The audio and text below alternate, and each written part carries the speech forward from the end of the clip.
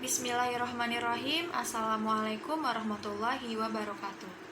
Selamat pagi, selamat siang, selamat sore, selamat malam. Yang saya hormati Ibu Nur Syamsiah MPD selaku dosen mata kuliah telaah kurikulum dan teman-teman sekalian. Pada kesempatan kali ini, kelompok 7 akan melakukan pemaparan materi mengenai bahan ajar bahasa Indonesia. Saya Maulidia Cahya Prastika selaku moderator yang akan memandu kegiatan pada kali ini. Sebelum kegiatan pemaparan materi dimulai, izinkan saya terlebih dahulu untuk memperkenalkan anggota kelompok 7. Untuk pemateri pertama ada Saudara Setyaji Alfil Kalmulki dengan NIM akhir 089. Pemateri kedua ada Saudari Alfiarum Cahyani dengan NIM akhir 091. Dan pemateri terakhir yaitu saya sendiri dengan NIM akhir 081. Baik, langsung saja kepada penyajian materi. Untuk materi pertama tentang pengertian bahan ajar akan dipaparkan oleh Saudari Alfiarum Cahyani. Kepada Saudari Alfiarum, saya persilakan untuk memaparkan materinya. Baik, terima kasih kepada moderator. Di sini saya akan memaparkan pengertian dari bahan ajar. Apa sih bahan ajar? Bahan ajar atau materi ajar merupakan seperangkat materi pembelajaran atau teaching materials yang disusun secara sistematis, menampilkan sosok utuh dari kompetensi yang akan dikuasai siswa dalam kegiatan pembelajaran menurut website Dikmenjur.Depdiknas.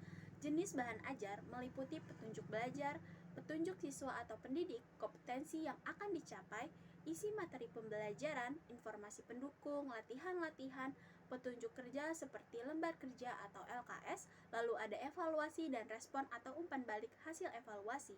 Bahan ajar merupakan salah satu faktor yang berpengaruh dalam pembelajaran menyimak. Bahan ajar menyimak yang baik dan menarik sangat berpengaruh pada respon dan hasil belajar siswa. Pengembangan bahan ajar menyimak harus disesuaikan dengan tingkat berpikir siswa. Bahan ajar hendaknya dirancang dan ditulis sesuai dengan kaidah pembelajaran, yakni disesuaikan materi pembelajaran, disusun berdasarkan atas kebutuhan pembelajaran, terdapat bahan evaluasi, serta bahan ajar tersebut menarik untuk dipelajari oleh siswa.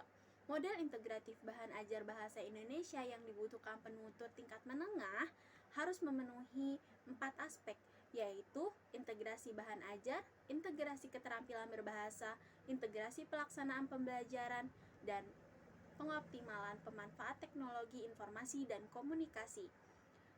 Dapat disimpulkan bahwa bahan ajar adalah materi pembelajaran atau instructional materials secara garis besar terdiri dari pengetahuan, keterampilan dan sikap yang harus dipelajari siswa peserta didik dalam rangka mencapai standar kompetensi yang telah ditentukan. Bahan ajar merupakan bahan atau materi pembelajaran yang diberikan kepada siswa untuk dikuasai dan digunakan siswa peserta didik. Bahan-bahan ajar itu terdiri dari beberapa jenis, meliputi konsep, rumus, prinsip, bahan ajar cetak, audio, video, dan bahan ajar interaktif. Saya kembalikan kepada moderator. Baik, terima kasih kepada Saudari Alfiarum atas pemaparan materinya. Untuk materi kedua yaitu tentang fungsi dan tujuan bahan ajar yang akan dipaparkan oleh saya sendiri. Baik, di sini saya akan memaparkan materi mengenai fungsi bahan ajar. Salah satu tugas utama pendidik adalah merencanakan pembelajaran. Di dalam tugas perencanaan pembelajaran itu terdapat bagian berupa bahan ajar. Ketersediaan bahan ajar merupakan tanggung jawab pendidik yang berfungsi sebagai pedoman bagi pendidik yang akan mengarahkan semua aktivitasnya dalam proses pembelajaran sekaligus merupakan substansi kompetensi yang seharusnya diajarkan kepada siswa. Selanjutnya yaitu tujuan bahan ajar. Yang pertama yaitu membantu siswa dalam mempelajari sesuatu segala informasi yang didapat dari sumber belajar, kemudian disusun dalam bentuk bahan ajar. Hal ini kemudian membuka wacana dan wahana baru bagi peserta didik karena materi ajar yang disampaikan adalah sesuatu yang baru dan menarik.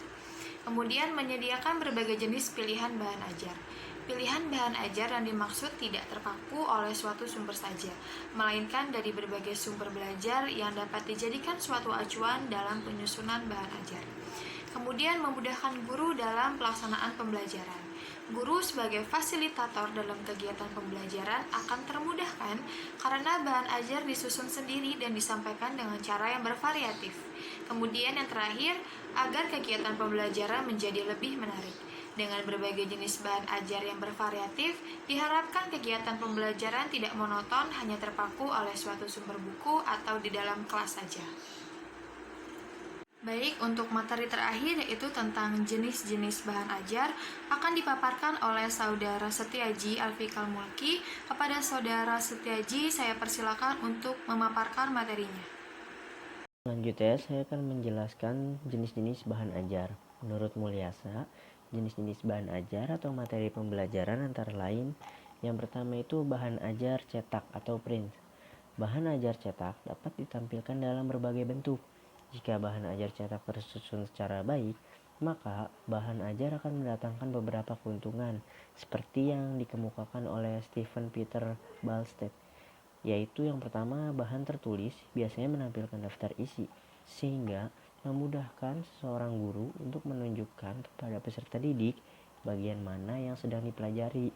Lalu yang kedua, biaya untuk pengadaannya tuh relatif murah, serta bahan tertulis cepat digunakan dan dapat dipindah-pindah secara mudah. Lalu selanjutnya ada bahan ajar handout. Menurut Andi Prastowo, handout merupakan bahan pembelajaran yang sangat ringkas, bersumber dari beberapa literatur yang relevan terhadap kompetensi dasar dan materi pokok yang diajarkan kepada peserta didik. Pada umumnya, handout berfungsi untuk membantu peserta didik agar tidak perlu mencatat sebagai pendamping penjelasan peserta didik.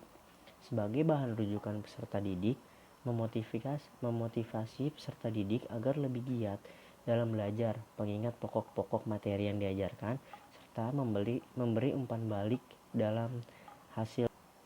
Lalu selanjutnya ada modul. Modul adalah sebuah buku yang ditulis dengan tujuan agar peserta didik dapat belajar secara mandiri dan tanpa bimbingan guru, sehingga modul berisi paling tidak tentang yang pertama tuh petunjuk pembelajaran siswa atau guru, yang kedua kompetensi yang akan dicapai oleh siswa atau guru, yang ketiga isi materi, yang keempat itu biasanya berisi informasi pendukung, yang bagian kelima itu isinya latihan-latihan, yang keenam petunjuk kerja dan dapat berupa lembar kerja, yang ketujuh tuh evaluasi, lalu yang terakhir itu balikan terhadap hasil evaluasi pembelajaran. Pembelajaran dengan modul juga memungkinkan peserta didik yang memiliki kecepatan tinggi dalam belajar akan lebih cepat menyelesaikan satu persatu atau lebih kompetensi dasar yang dibandingkan dengan peserta didik lainnya. Selain itu, meningkatkan kemampuan peserta didik untuk belajar sendiri tanpa tergantung kepada kehadiran pendidik. Lalu selanjutnya ada bahan ajar audio. Bahan ajar audio yaitu bahan ajar yang berupa sinyal audio yang direkam dalam suatu media rekaman. Untuk mempergunakan sistem audio ini memerlukan beberapa alat atau player seperti tempo, kompo, CD player, VCD player, multimedia player, dan lain sebagainya, masih banyak. Contohnya itu seperti kaset, CD atau flash disk. Lalu bagian yang kelima itu ada bahan ajar well chart. Nah, well chart ini atau bahan ajar cetak biasanya berupa bahan siklus atau proses grafik yang bermakna menunjukkan posisi tertentu agar well chart lebih terlihat menarik bagi siswa maupun guru. Maka well chart didesain sebagai manapun menggunakan tata warna dan pengaturan proporsi yang baik. Lalu selanjutnya ada bahan ajar yang berupa lembar kegiatan siswa. Nah, lembar kegiatan siswa ini atau student worksheet adalah lembaran-lembaran yang berisi tugas yang harus diselesaikan oleh peserta didik. Lembar kegiatan biasanya berupa petunjuk atau langkah-langkah untuk menyelesaikan suatu tugas. Suatu tugas yang diperintahkan dalam lembar kegiatan harus jelas kompetensi dasar yang akan dicapainya. LKS sendiri ini juga berfungsi untuk meminimalkan peranan pendidik dan mengaktifkan peran peserta didik, mempermudah peserta didik untuk memahami materi yang akan diberikan, dan kayak tugas untuk berlatih bagi peserta didik. Lalu ada bahan ajar foto atau gambar. Nah, foto atau gambar ini memiliki makna yang lebih baik dibandingkan dengan tulisan. Foto atau gambar tuh juga dapat sebagai bahan ajar yang tentu saja sangat diperlukan, apalagi dalam masa pandemi seperti ini. Nah, karena rancangan yang baik, agar selesai melihat sebuah atau serangkaian foto atau gambar, siswa dapat melakukan yang pada akhirnya menguasai satu atau lebih kompetensi dasar. Baik, terima kasih kepada Saudara Setiaji atas pemaparan materinya. Selanjutnya saya akan memberikan kesimpulan terkait materi yang sudah kita bahas sebelumnya. Bahan ajar merupakan seperangkat materi atau substansi pembelajaran yang disusun secara sistematis, menampilkan sosok utuh dari kompetensi yang akan dikuasai peserta didik dalam kegiatan pembelajaran. Bahan ajar kemungkinan peserta didik dapat mempelajari suatu kompetensi atau KD secara runtut dan sistematis, sehingga secara akumulatif mampu menguasai semua kompetensi secara utuh dan terpadu. Baik, demikianlah pemaparan materi mengenai bahan ajar bahasa Indonesia oleh kelompok 7. Kami sadari masih banyak kekurangan kami dalam penyajian materi. Saya rasa sudah cukup. Saya selaku moderator mohon maaf atas kesalahan saya selama memandu jalannya kegiatan. Terima kasih, saya akhiri. Wassalamualaikum warahmatullahi wabarakatuh.